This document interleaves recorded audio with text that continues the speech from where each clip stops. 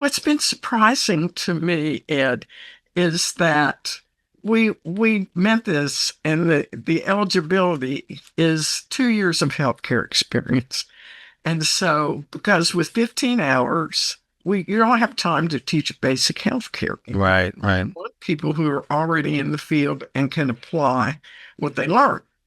Okay, we've attracted one person with a chisel certification, several CISSP certifications, real healthcare leaders, and two clinicians, physicians.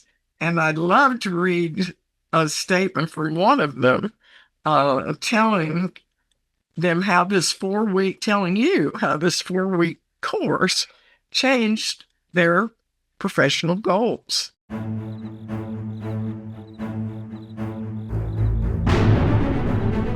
Welcome to the Risk Never Sleeps podcast, in which we learn about the people that are on the front lines delivering and protecting patient care.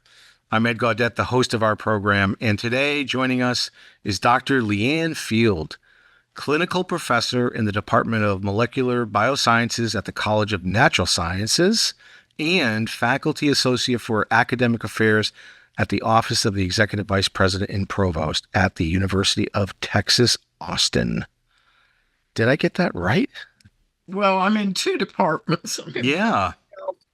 And in molecular biosciences. For this one, it'd probably be more appropriate to say College of Natural Science Public Health Program. Okay. I think we split hairs. I think it's great. You have a great background, and I'm really excited to dive in. And maybe let's just start off with telling listeners a little bit about your current role, your organization, and your background. Okay. Thank you. And I appreciate being here today. So I am a clinical professor at the University of Texas at Austin, and in two different departments, public health and in molecular biosciences. And I also have an appointment with the Academic Affairs Unit at UT, reporting to the Senior Vice Provost for Academic Affairs, Dr. Art Markman. And I am a scientist trained in the areas of microbiology with specialties in infectious diseases and emerging infectious diseases.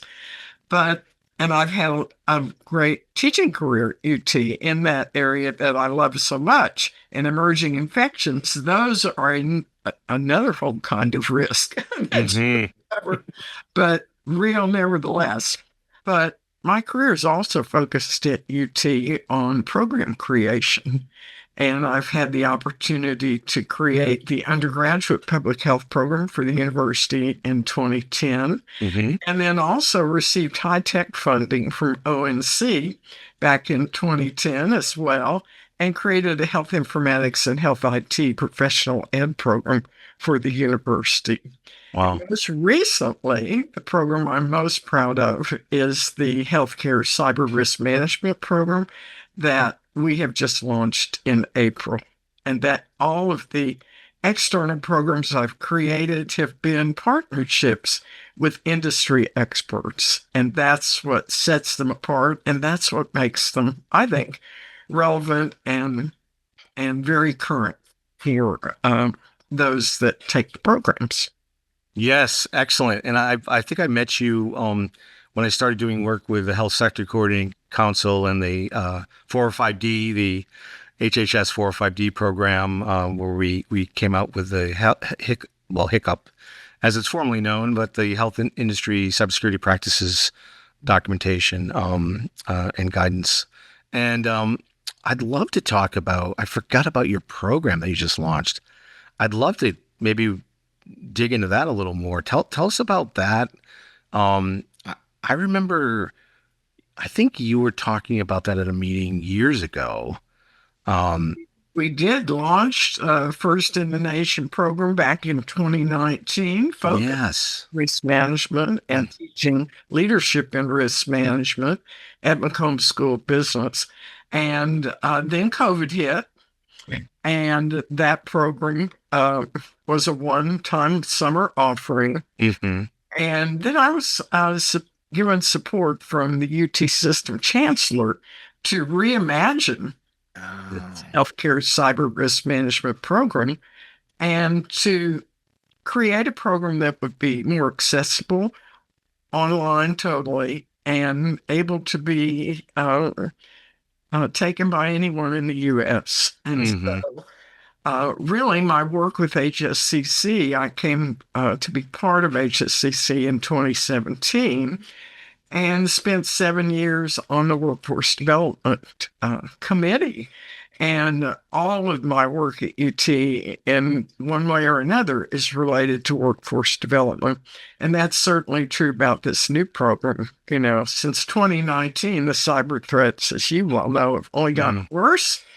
And the need to educate healthcare professionals, not just the IT folks, but everyone in healthcare who's working to help protect the organization has grown as well. And so this is a micro-credential program. Have you heard of that before? I have not. No. Micro-credentials are a really current focus in education. And this is to give targeted skills in shorter versions of courses Mm-hmm. that that people can apply what they learn directly into the workplace. So we've created 6 micro-credential courses, and I can tell you the names of them if you'd like. Yeah, I would. I'm actually very interested in this. Yeah. Um, Leading off in our group is Bob Chaput teaching Identify Cyber Risk, Health Oh, Enterprise I Cyber. know Bob well. Yeah. You Yes, couldn't ask for a better professor. absolutely. We That's launched the great. program with his course, and he got outstanding reviews. And of Mm-hmm. course, it's just completing this week is David Finn, Mari Savikas, and Steve Snyder leverage healthcare policy, how policy impacts healthcare. And then Sri Baraja coming up, June 16th, will teach managed identity and access management.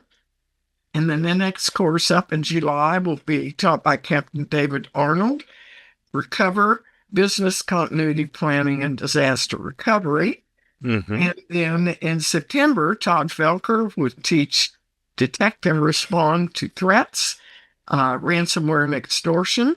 And we will end the series this year, and we're going to keep it going with Protect the Internet of Medical Things, Medical Device Security, taught by Pandian Gunasekharan and Wes Wright from Order. So Oh, you got a great lineup and a great I curriculum and a great know set of professors and teachers and adjuncts. That's fantastic. it has really been fantastic. And, you know, these are all doable courses. And micro-credential, our courses are set up for 4 weeks.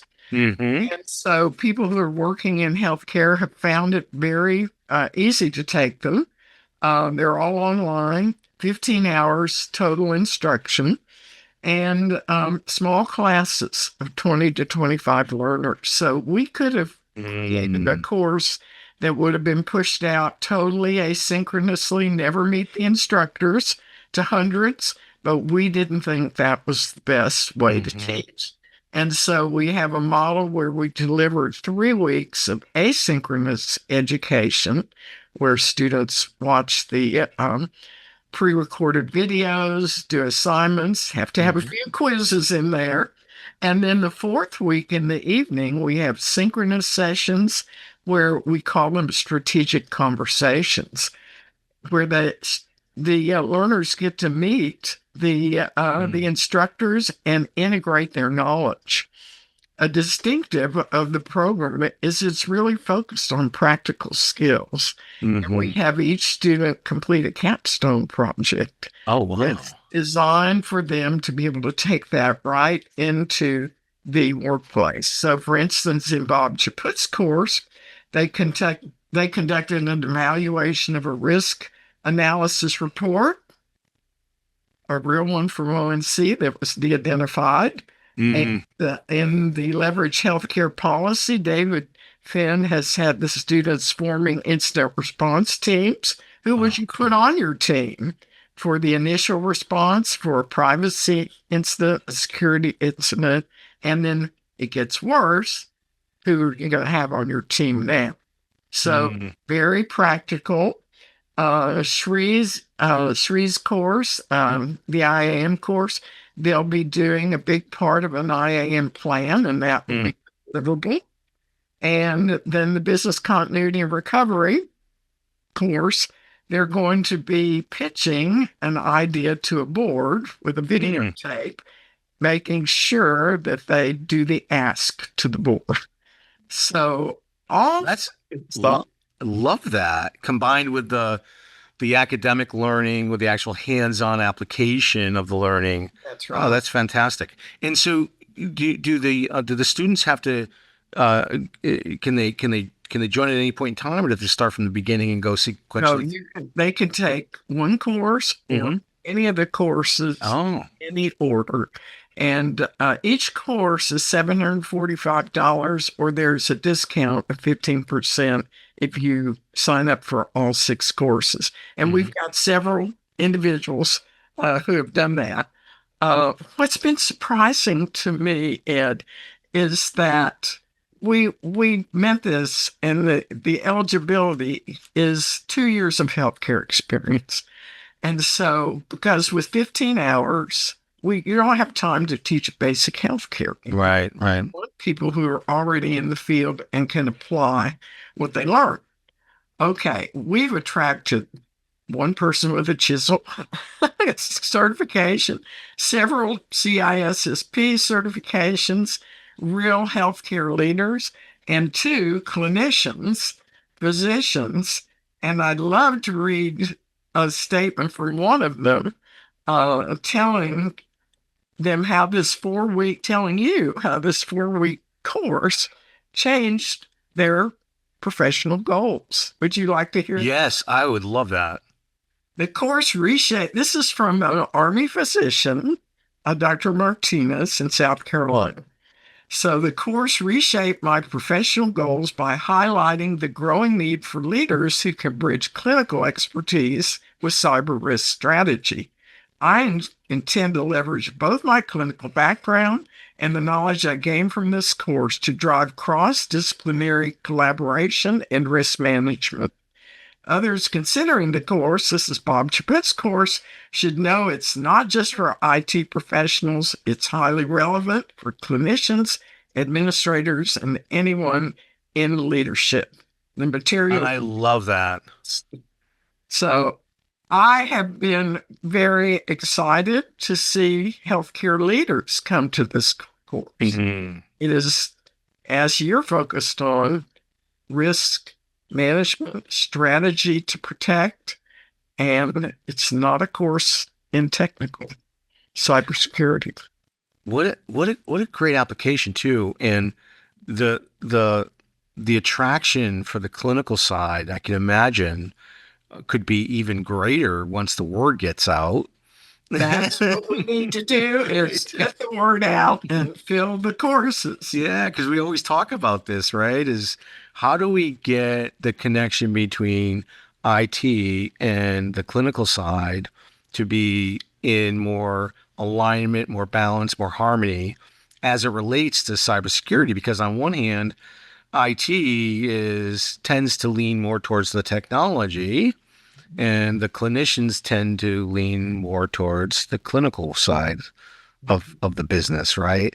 And if there's a way to bridge, like you said, bridge that, which is what I think the quote was, right? From Dr. Martinez, which is fantastic. So I'll have to look him up. Is it he, or I wasn't sure. This is he. Okay. So I have to look him up, maybe have him on the show too and get his experience. Yeah, that'd be great to have him talk about it. And then, we reached out to the Texas military, and Bob's course also had a number of individuals from the National Guard, the Texas State Guard, and they too, it's been a big impact for them. So yeah. That's what's exciting about, being an educator, partnering with real subject matter experts putting together something that is unique Yes. and then seeing students respond to it. It's Leanne, you're an entrepreneur. You're an innovator.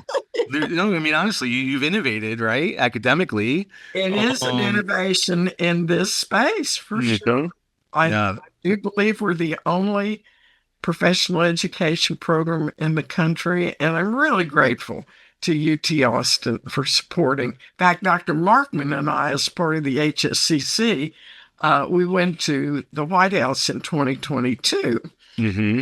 and to the meeting held by Chris Inglis Mm-hmm. about healthcare cybersecurity. And that's where Dr. Markman, came to appreciate, wow, this is an important area and UT Austin should step into it. And so it's really great to have had this opportunity with support from the leadership at UT Austin and the UT system. So next time That's we have terrific. built it, we need them to come. Yeah, well, we will help you with that. We'll help try to get the message out.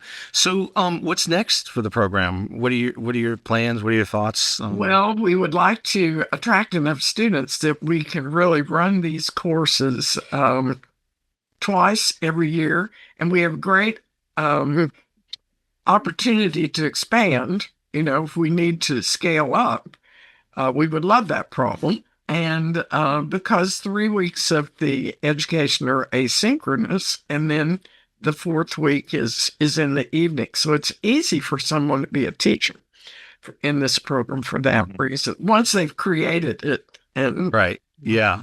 So speaking of that, I don't know the answer to this, but I'd be curious. Let's assume you've created an out of the box program now.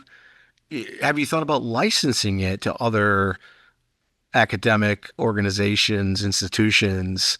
And for example, obviously there's institutions all over the country, and I know some of them have cyber, some of them don't. Some of them would love to have a cyber program.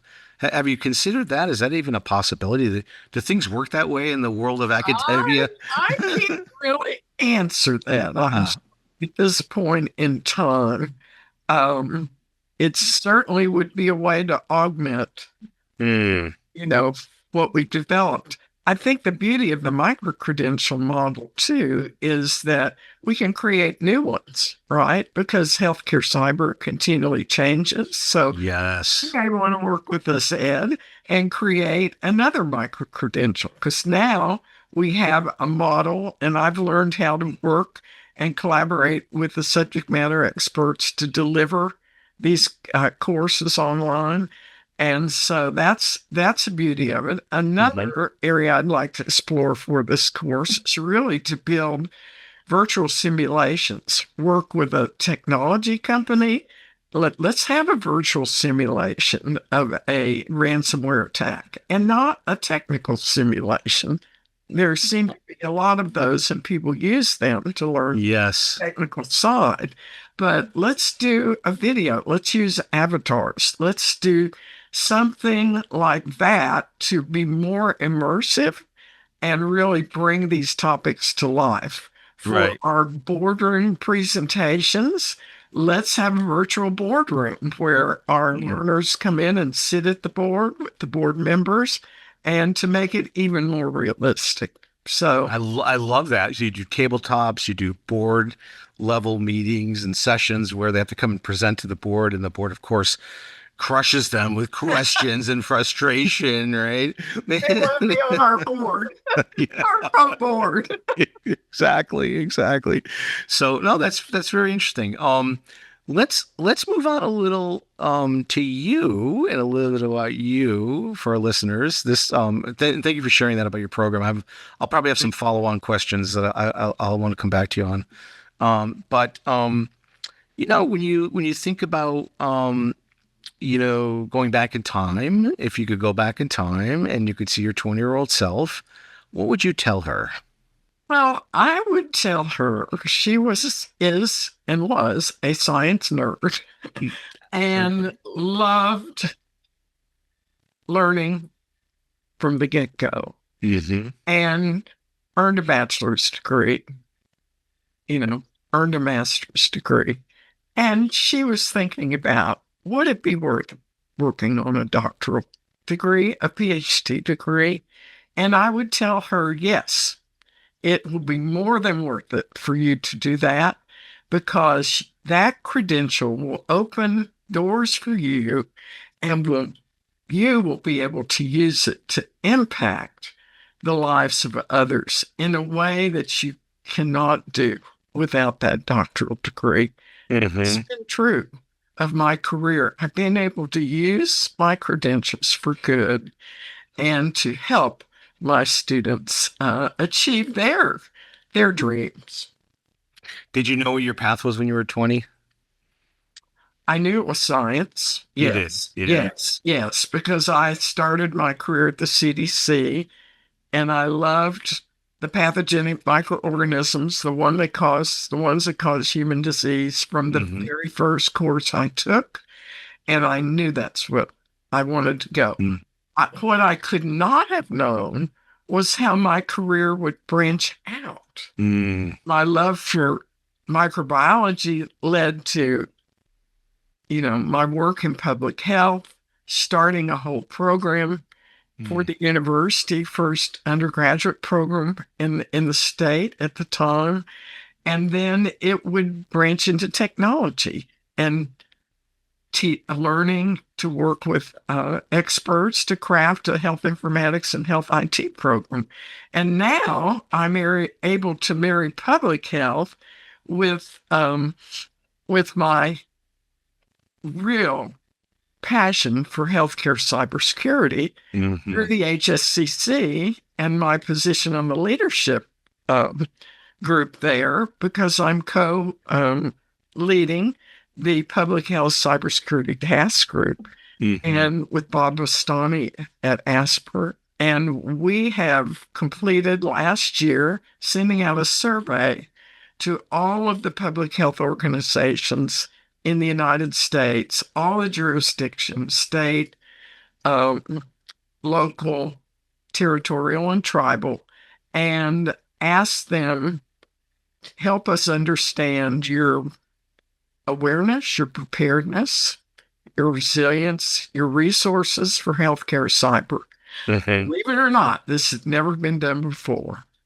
We received 192 responses, and now we're in the midst of the data analysis with the goal of using it to help shore up public health and help protect them from cyber attacks, because these attacks are no longer theoretical for public. Mm-hmm. They Right. are happening.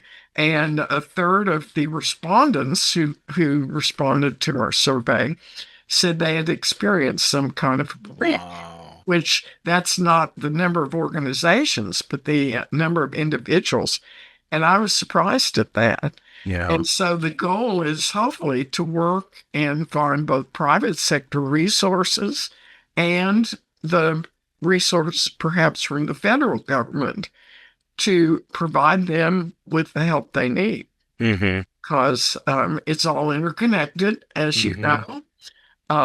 Digital health and public health is at risk, and they have less awareness, I do believe, and less, based on some of our preliminary results, less planning, less exercising of plannings, and so forth, to be prepared. So, and certainly HSCC has tons of great resources that they could use in the 405D program and others. So that's enabled me, to take my passion for public health and marry it with healthcare cyber. And in this way, I feel like I'm serving my country. And you're busy serving Oh your my goodness, I am so busy. I am I mean, so busy. I mean, we talk about risk never sleeps. Dr. Yeah, Leanne Field never sleeps. Exactly.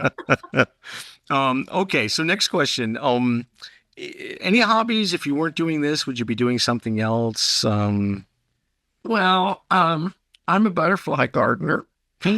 In Central Texas, we're on the pathway for the monarchs to fly back and forth to Mexico So I keep a lot of Mexican milkweed plants. That's the Okay. larval plant for the monarch.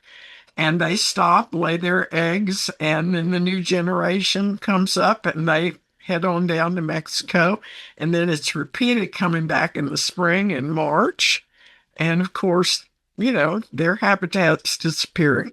So I work hard to make my backyard a good habitat for the What monarch. other types of flowers attract the Well, butterfly? the Mexican milkweed is the monarch's favorite. There's Hmm. something called Greg's Mist that Hmm. all the butterflies love, including the closely related queen butterfly. Hmm.